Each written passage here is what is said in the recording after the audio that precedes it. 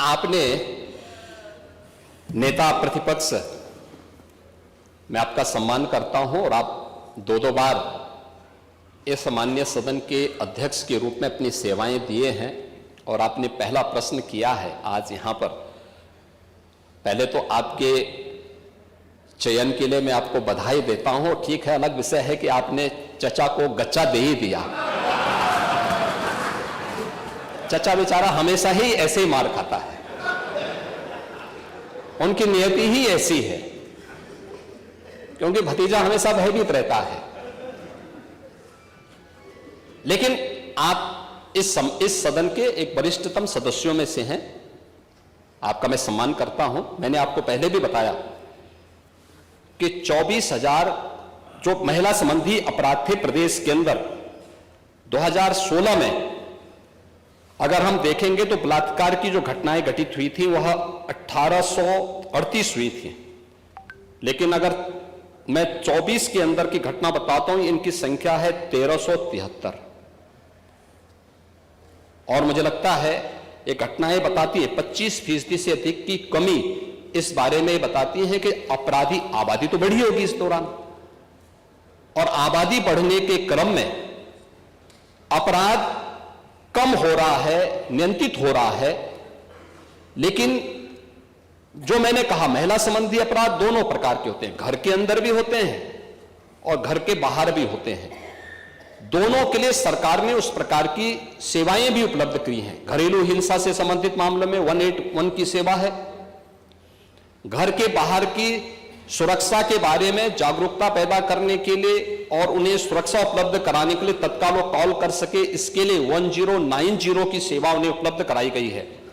लेकिन साथ साथ क्विक रिस्पांस टीम 112, इन दोनों के साथ इंटीग्रेट करके अगर कहीं भी कोई अपराध होता है, अगर इन तीनों में से किसी को भी कॉल करेंगे तो वहां पर आपको सेवा उपलब्ध होगी इसके बारे में। लेकिन इस पे समय पे चार्जशीट दाखिल करना, डिस्ट्रिक्ट मॉनिटरिंग कमेटी की बैठक के साथ जुडिशरी के साथ बेहतर तालमेल बना करके इस प्रकार के मामलों में समय पे अपराधियों को सजा दिलाने के लिए एक प्रोसिक्यूशन को आगे बढ़ाना और अपराधियों को सजा दिला दी जाए, यह महत्वपूर्ण है। उसी का परिणाम है जो मैंने आपको पहले बताया कि अगर महिला संबंधी जो उनके महिलाओं के विरुद्ध और पास्को संबंधित अपराधों में अब तक हम लोगों ने 16,718 अभियुक्तों को अब तक सजा दिलाई है।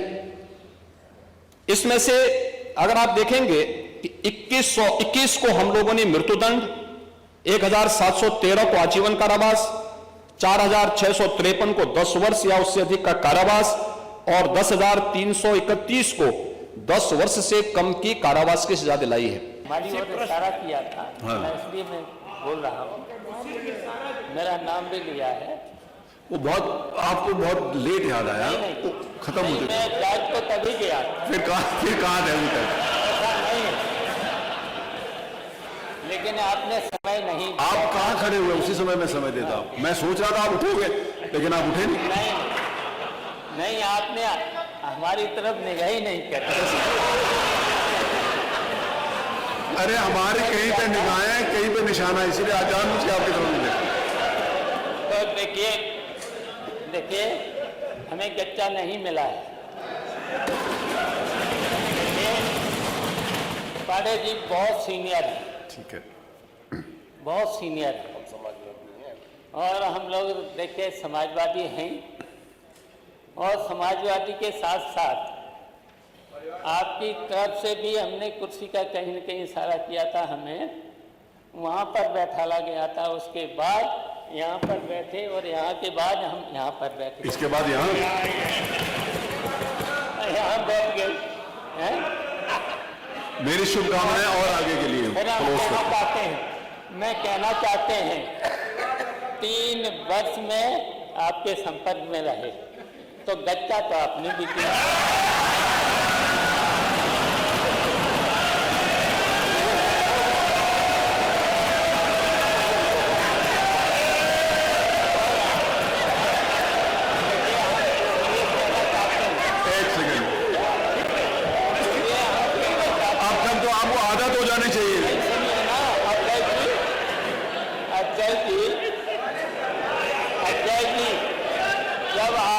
गच्चा दिया तो उत्तर प्रदेश इस चुनाव में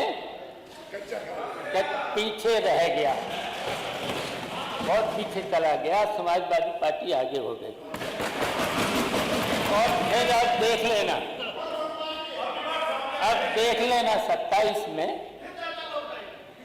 27 में समाजवादी पार्टी फिर से हरा देगी और आपके जो डिप्टी मिनिस्टर ठीक चीफ मिनिस्टर हैं, डिप्टी चीफ मिनिस्टर हैं, वो आपको फिर गच्चा देंगे। न्यूज नेशन अब व्हाट्सएप पर खबरों के ताजा अपडेट के लिए न्यूज नेशन के इस QR कोड को स्कैन करें।